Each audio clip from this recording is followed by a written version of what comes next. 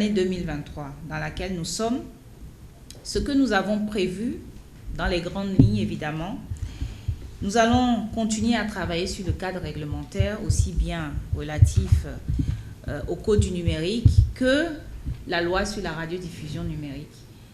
La protection du consommateur dans ce monde, cette ère numérique. Donc tous ces cadres réglementaires-là, nous continuons à travailler dessus. Nous allons renforcer la résilience, mais en même temps, nous voulons maintenant qu'on passe à l'échelle, que le numérique ne soit pas une question de quelques-uns, mais de tout le monde. Que chacun sente qu'au quotidien, le numérique est dans sa vie.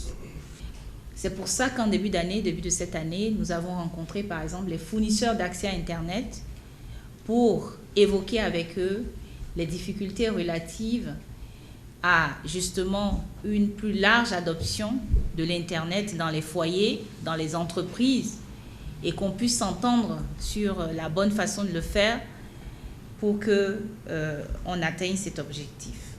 Nous allons continuer à étendre les sites mobiles au travers de plusieurs programmes que nous avons et qui nous permettent donc de pouvoir envisager ces extensions en collaboration, en partenariat avec les opérateurs GSM.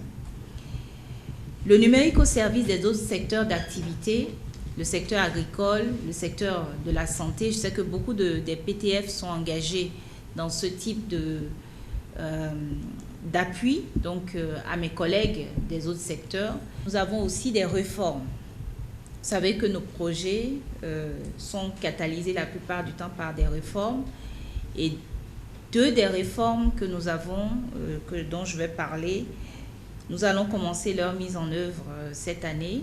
La première, c'est la réforme relative à la mutualisation des infrastructures, des travaux de déploiement d'infrastructures passives. Nous voulons que lors des constructions des routes, lors des constructions de réseaux autres que des réseaux télécoms, qu'on puisse envisager en même temps la réservation d'un certain nombre d'infrastructures pour faciliter le déploiement des réseaux télécoms ensuite.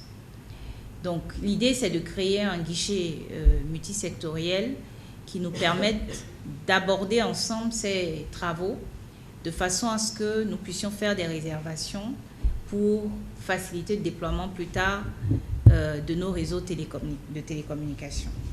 La seconde réforme, c'est celle sur les compétences numériques. Le Bénin est engagé dans cette transformation numérique en profondeur. Nous formons les agents de l'administration. Nous recommandons aux entreprises du secteur privé d'envisager également ces formations.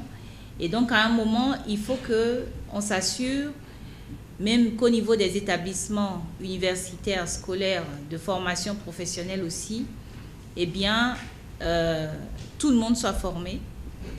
C'est pour ça que nous avons cette réforme autour d'une définition d'un cadre pour des compétences numériques minimales exigibles pour avoir un diplôme, une certification désormais en République du Bénin. Nous allons déployer des points numériques communautaires qui sont des infrastructures ou des centres qui permettent dans les collectivités locales à toutes les catégories socio-professionnelles d'avoir un accès à Internet, d'avoir un répondant en termes d'accompagnement à la prise en main des outils numériques. Donc nous allons en faire d'autres. En 2023 également, nous aurons de nouveaux e-services autour du secteur du transport terrestre, autour aussi d'autres secteurs comme les solutions d'identité digitale déjà prévues par le Code du numérique dans leur encadrement, dans leur schéma.